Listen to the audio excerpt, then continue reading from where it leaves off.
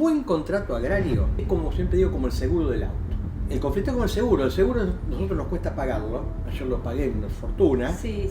Pero cuando uno choca, lo primero que hace es ver si tiene seguro vigente y si tiene un buen seguro. Sí, por eso cuando uno choca la relación contractual agraria, tiene que tener un buen contrato, hecho por un profesional especializado en la materia.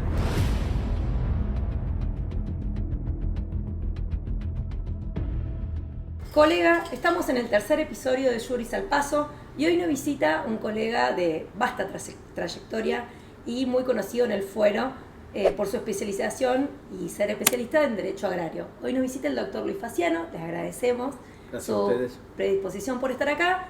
El doctor Faciano es especialista en Derecho Agrario, es profesor de la Universidad de Rosario en dicha materia y también es presidente en el Colegio de Abogados de Rosario del Instituto de Derecho Agrario. Y la verdad que nos convoca su presencia, y la verdad que le agradecemos, por supuesto, doctor, hablar un poco también de la producción de las normas jurídicas que engloban lo que es la materia de derecho agrario y el movimiento que veis desde su visión también a lo largo de estos años del ejercicio profesional, cómo ha ido evolucionando el derecho agrario. Bienvenido, Luis. Gracias. Ante todo un gusto, un honor estar y muy buena idea, lo felicito por la iniciativa. Bien. Evidentemente el derecho agrario es un derecho sobreviviente. ¿Por qué? Porque por alguna extraña razón siempre ha sido dejado un poco de lado, ¿no es cierto? La actividad agraria en sí misma tiene algún tipo de connotación que jurídicamente tiende a no ser regulada. Es decir, el legislador, por alguna razón, vemos que no hay demasiadas normas que vayan tomando lo agrario. Y bueno, pero como más allá de esto, que en algún momento sufrió los embates del derecho a los recursos naturales, trató de ser absorbido junto con el derecho ambiental, a lo que respetamos mucho, inclusive tenemos normas agroambientales, pero que son en lo jurídico ramas que tienen distinta naturaleza jurídica y distinto origen y distinto objetivo, digamos, de alguna manera. Entonces, el derecho agrario, en un país como este, que no hace falta que diga nada, y acá en Rosario, la capital de la soja, es decir, el puerto, hay 14 kilómetros o más de puerto, o más, 20 kilómetros, 30 de puerto, donde se exporta el 85% o algo así del total de la soja del país. Es el puerto donde se exporta más soja en el mundo. Es decir, con todo lo que eso implica, todas las contrataciones, los problemas jurídicos, los problemas comerciales que esto implica. Y bueno, de alguna manera como le puse un derecho sobreviviente, porque hace 30 o 40 años atrás parecía que era un derecho en extinción. Pero, y no quiero dejar de nombrarlo, Fernando Brevia, que fue titular de la Cátedra de Derecho Agrario acá en la Facultad de Derecho de la Universidad Nacional de Rosario, antes que yo, hasta su fallecimiento, tuvo una idea brillante y fue crear la carrera de abogado especializado en Derecho Agrario en Santa Fe, en la Facultad de Ciencias Jurídicas y Sociales de la Universidad Nacional del Litoral, que empezó a dictarse en 1984. Y se sigue dictando. Y se sigue dictando.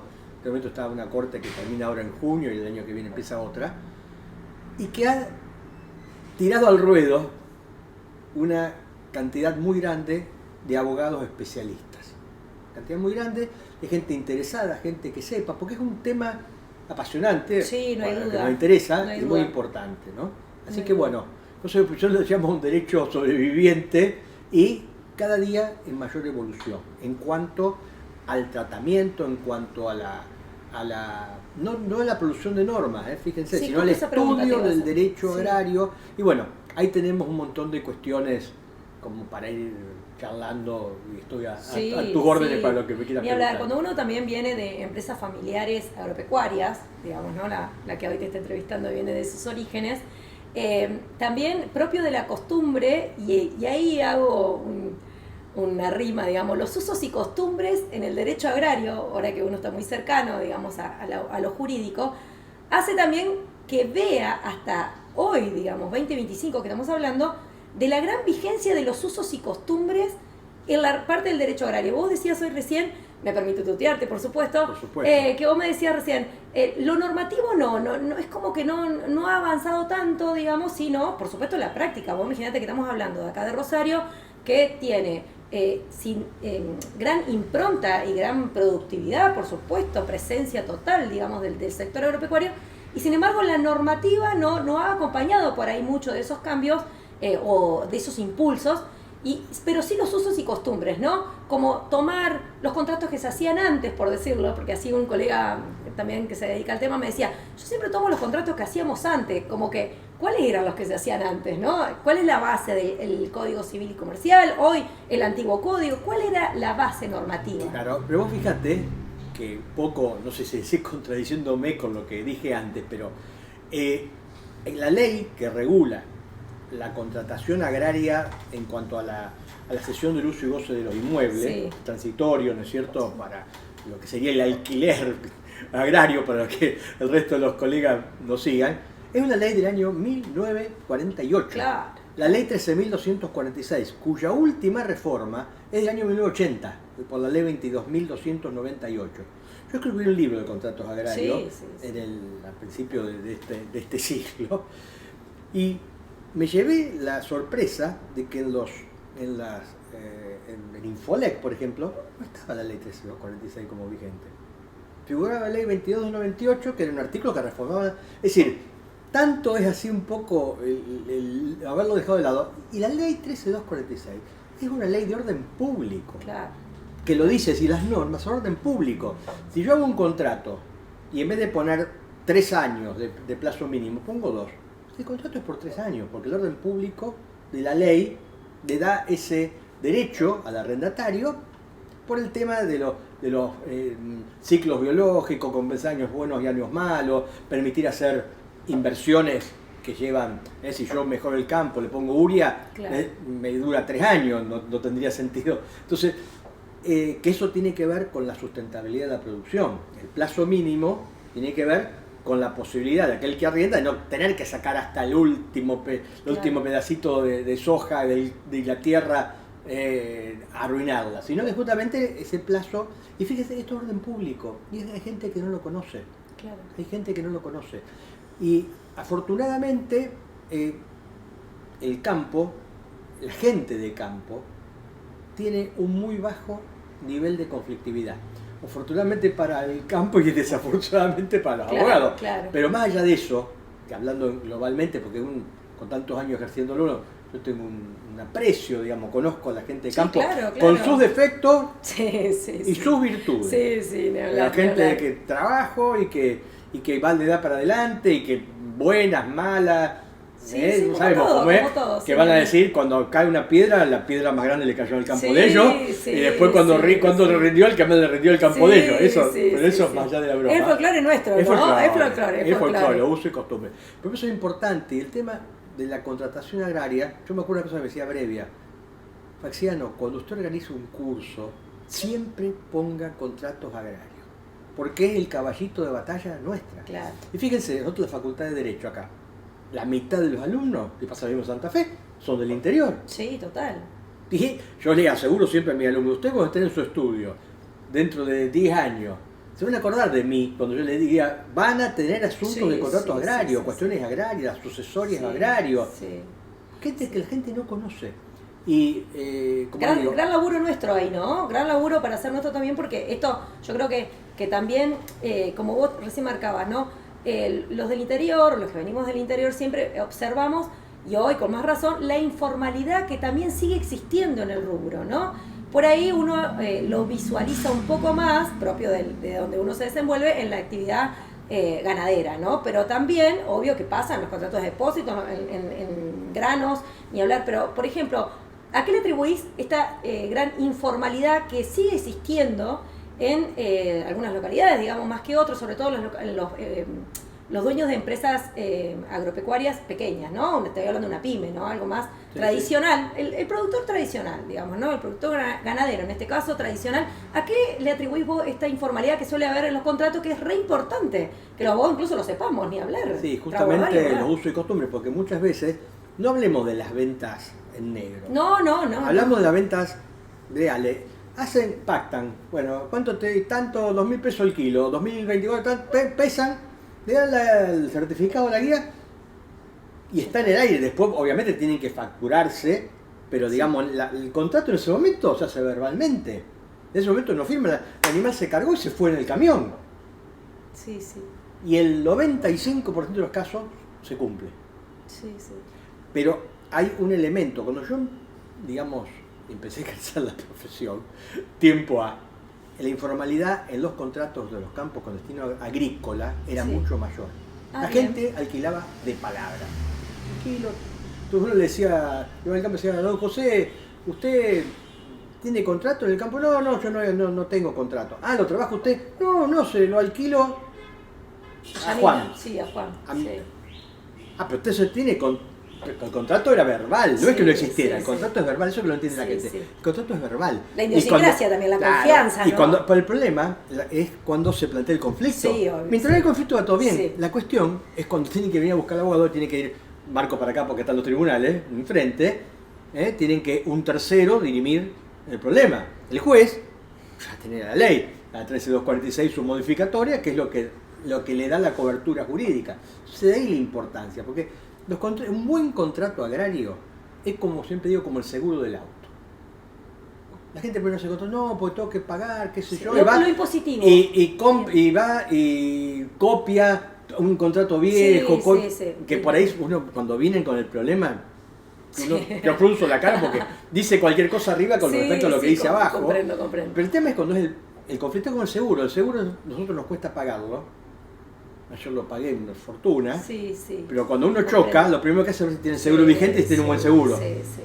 Por eso cuando uno choca la relación contractual agraria, tiene que ser un buen contrato, hecho por un profesional especializado en la materia, o que sepa el tema, o gente que no ha hecho la especialización de derecho agrario, pero tiene 40 años de transitar, hay muchos abogados del interior que saben del tema, ¿no es cierto? Por supuesto, ni hablar. Por la misma práctica. Pero es una cuestión realmente llamativa. Pero te decía, ahora hay mucho menos informalidad por las exigencias tributarias, por exigencias del BAFIP, digo yo, el ARCA ahora, ¿no? ¿Por qué? Porque para poder mover grano del campo necesito tener lo denunciado. O soy el dueño, o lo tengo que tener denunciado el contrato para que pueda sacar la carta de porte, ¿vale? Decir. Entonces eso ha llevado a la contratación, pero muchas veces para cumplimentar esa obligación, ¿qué hacen? Bueno, se agarra el mismo productor o el contador y se ve hacer un contratito para el AFIP. Y el contratito es un desastre. Lo vemos en la diaria, lo vemos. Entonces después, pero mientras no hay problema, mientras se cumple, no hace falta que era como fue siempre, de palabra, tal kilo.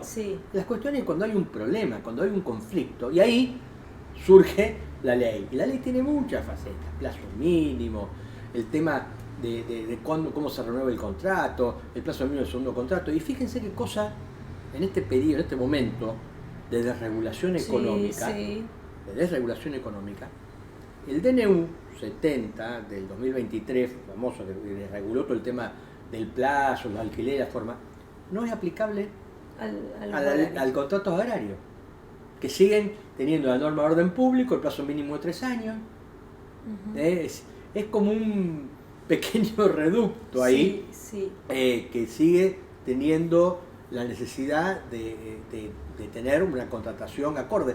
Pero ustedes fíjense, yo también digo que la gente hace los contratos y no pone fiador. Si vamos a alquilar un departamento acá en la esquina, que vamos a pagar 200.000 pesos por mes, nos piden 3 garantías, 2 garantías, títulos. Y acá arrendamientos que son millonarias las cifras que implican, se hacen con la sola firma, de que muchas veces, el problema es que la gente después se confunde, no, yo alquilé a Pedrito, una potencia, pero no es Pedrito Pérez el que firma, es Pérez SRL. Total. Que es otra persona jurídica. Entonces, cuando hay un conflicto o alguien que es malintencionado, ahí entra fácilmente, ¿no? Sí, y eso se ve, digamos, en la práctica se ve. Ahí, Luis, te hago una intervención en relación a las nuevas generaciones, ¿no? Vemos también hoy que la tecnología también ha incidido, por supuesto, en la forma de concebir incluso la producción agropecuaria. ¿Coincidís conmigo en esa visión? ¿Qué visión tenés sobre las nuevas generaciones? Y sobre todo también el productor pyme, ¿no? De la zona, de la región. ¿Cómo ves esa situación? Yo lo veo, digamos, muy favorablemente en todo sentido. Si nosotros hace 50 años íbamos al campo y agarrábamos 3 productores y decíamos, ¿por qué no consulto con un ingeniero agrónomo? Pero no, ¿qué sabe el ingeniero agrónomo? Yo hace 100 años, sí. Y cuando el ingeniero agrónomo empezó a tallar en el campo, la producción aumentó de la manera que ha comentado. Y es lo mismo, las nuevas generaciones tienen otra gimnasia y otra visión de lo jurídico. Y hay un tema también, que no lo podemos dejar de soslayar, que por el valor de los productos agropecuarios han entrado al juego actores de otros rubros. Por el valor de la soja, por el tema de los pools de siembras, o los fideicomisos. Hay gente que no es del rubro, entonces la informalidad pasa a ser un poco menor en ese aspecto. Cuando hay grandes jugadores o grandes empresas, ahí sí, todo el contrato bien hecho, no le importa pagar un abono acabado, tienen el costo del contrato, un costo más. Pero yo la nueva generación la veo mucho más propensa a tener las cosas en orden. Hay cuestiones en que casi muchas veces es imposible por la práctica, cómo es la práctica diaria de la actividad agraria. Por ejemplo, digamos, el pequeño mediano productor que no tiene una cosechadora porque claro, no la puede tener, depende del contratista. Sí. Y cuando contrata que le cosechen, no firma un contrato con el contratista rural, que en definitiva es un contrato de obra, hoy lo podemos encuadrar, ¿no es cierto?, en el código. No firma porque no hay posibilidad de hacerlo. No puede hacerlo porque está esperando cuando que no llueve, que termine el otro campo, que va a llover mañana, venga a entrar, que consiguió los centrales. Con la máquina, el tractor, que venga, que no le surja otra. Por eso, a veces es fácil hablar de afuera, de lo jurídico, pero de todos los días hay que embarrarse las botas. No, hay que embarrarse, estar ahí en el lugar también y conocer, digamos, porque por ahí a veces, cuando estamos en nuestra oficina, en nuestro estudio o donde trabajemos, por ahí uno ve, digamos, cómo debería hacer el negocio, pero mucho de eso incluso está fuera de lo que uno medianamente puede controlar, propio de el clima, propio de que tenés un plazo, de qué cuestión que, bueno, el organismo fiscal te está permitiendo que vos hagas ciertas presentaciones o contrataciones o descargas impositivas. Lo impositivo también es como que a veces es, creo, no sé si compartís conmigo, es como un elemento que lo utilizan con cierto, a ver cómo sería la palabra, quizás hay como un método de defensa, ¿no? Diciendo, no voy a regularizar la locación de obra o el contrato de arrendamiento o esta cuestión por miedo a, ¿no? No sé si la palabra miedo, un temor a que sea informado en algún lugar. Entonces, es como miedo a perder la mitad de lo que vos produciste, que eso tiene un valor emocional incluso, que vos tenés que comprenderlo, digamos, para estar ahí. Cuando después seguramente uno desde el tecnicismo le puede explicar que una cosa va por un lado, otra cosa puede ir por otro, que no todo es como sucedía antes, porque siempre está eso como vos me hiciste acordar cuando dijiste, yo lo hice así 50 años me funcionó, 30 años me funcionó. Bueno, hoy las cosas han cambiado un poco, sobre todo lo práctico que venimos hablando. Por ahí también el rol nuestro, cuando podemos tener esas intervenciones, es de mirar toda la producción que esa persona, ¿no?, que ese cliente está teniendo. ¿Coincidís conmigo que puede ser lo impositivo un factor, digamos? Sí, sin duda la presión tributaria, que es muy alta, hace que muchas veces se tienda a la informalidad por esa cuestión, ¿no? Sí. Pero ya ese es otro, digamos, una cuestión que nos corre por al lado. Sí, los abogados, ¿no? Claro. Pero sí puede ser evidentemente. Sí, visibilizarla y tratar de incluso informar a la gente el beneficio que tiene de cuando vos regularizás estas cuestiones, ¿no? Ante el conflicto, como vos decís, son el 95% de los casos que sale bien. El tema es el 5% que no sale bien. Y sobre todo que por ahí el rubro se basa mucho en la confianza. Tal cual. ¿No? La confianza. Y vos fíjate, un caso, un asunto, digamos, yo aparte de esto ejerzo de profesión, sí, claro, ¿no? Claro. Vivo de esto. Uno de los mayores conflictos, o mejor dicho, un conflicto que más veces se ve en el estudio cuando han traído problemas, es el tema, por ejemplo, de los contratos accidentales. El contrato accidental es un contrato, digamos, que se puede hacer hasta 2 cosechas como máximo, pero se puede hacer una sola vez con la misma persona. Para poder volver a hacerlo hay que esperar un año y de nuevo. En la práctica, pues a ver, Hay gente que hace 20, 25 años que don Tito y don Pepe celebran el contrato accidental. Por un año, porque ¿viste? La gente dice que va a pasar en este país un año también. Entendamos que estamos en la Argentina con las cosas que han pasado. Sí, no. Entonces, bueno, lo hacemos por un año, pero lo hacen así seguido. Y después aparece el cambio generacional. Y ya no es don Tito y don Pepe. No. Es don Tito y el hijo, es don Pepe y el hijo, la hija, el yerno, yerno, la nuera. Un poquito, el yerno, la nuera. El yerno, la nuera. Sí, y entonces, no, ¿qué está sí, pasando? Vos sí. fíjate que te paga 14 quintales Sí. y allá le pagan 16. Y el otro, y si es a parcería, que es a porcentaje, seguro que te pasó un camioncito y ya no son más don Tito y don Pepe. El 90% de los conflictos son por el cambio generacional. Sí. Entonces cuando llega un momento, le dice, basta, está bien, vamos a trabajar, ¿querés trabajarlo vos? Le dice al hijo, yo te consigo, bueno, vamos. Tito le dice, no te lo voy a alquilar. No, ¿cómo no lo voy a alquilar? Me anota el kilo más, porque bla. Bueno, no te alquilo más.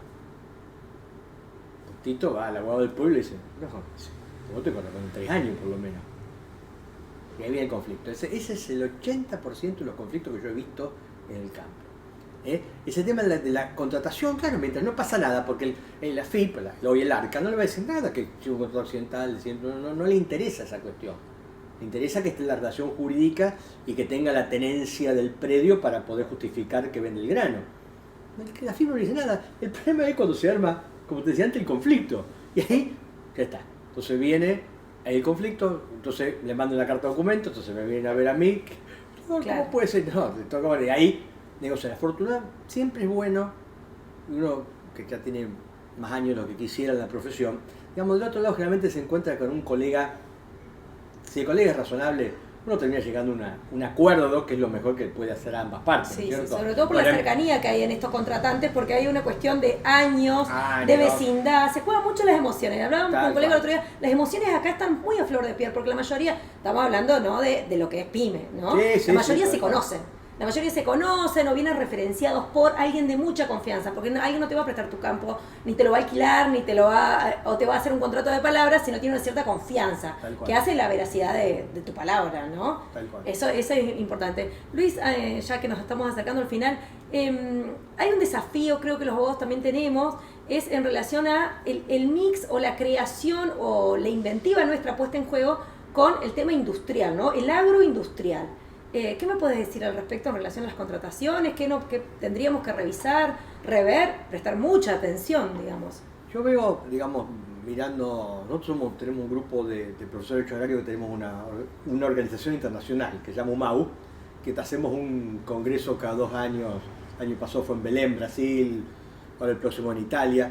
Y el derecho comparado, pero el derecho comparado tiene mucha importancia. Porque, por ejemplo, yo veo en el tema de lo agroindustrial, cómo se manejan, por ejemplo, con las aceitunas, por decirlo para el aceite de oliva. Hay contratos marcos, entonces se hacen los contratos industriales. Yo entrego la aceituna, la fábrica la procesa, hace el aceite, pero el precio, entonces ya hay como un marco, entonces ya todos saben dónde se mueven, hay un contrato ya, un modelo, que las partes llenan, es decir, y acá falta con eso, ¿no? Hay un contrato que no es en sí agroindustrial, pese a que las partes son digamos, un productor agrario y un industrial, que es el contrato de maquila, que es un contrato cada vez que se usa más. ¿Y cuál es la gran ventaja del contrato de maquila? Que no genera hecho imponible. Es decir, el productor de entrega, supongamos, la soja al industrial, hace aceite y después se dividen el aceite en el porcentaje que hayan pactado, el azúcar, la caña de azúcar, y con el azúcar tiene la gran ventaja de que el producto agropecuario sigue siendo propiedad del productor agropecuario y también el porcentaje que le toca. Así que en caso de falimento, de quiebra del industrial, estamos hablando, por eso te decía el azúcar, porque las quiebras de los ingenios, los 70, los 80, que dejaron tanto. Entonces, en el norte de la provincia tenemos varios, lo protegen al productor agropecuario de alguna manera. El contrato tiene que estar inscrito. En la provincia de Santa Fe hay un registro que se creó en el 2015 de inscripción de los contratos. Y me parece bien la pregunta tuya, es decir, de esa manera el productor agropecuario le agrega valor a su producto sin un costo impositivo ni tampoco sacar dinero del bolsillo para que se lo elaboren, lo paga con el mismo producto. Es un contrato que yo creo que ya viene creciendo en muchos sectores, que uno puede, por ejemplo, tal el biocombustible se utiliza, Sí, claro.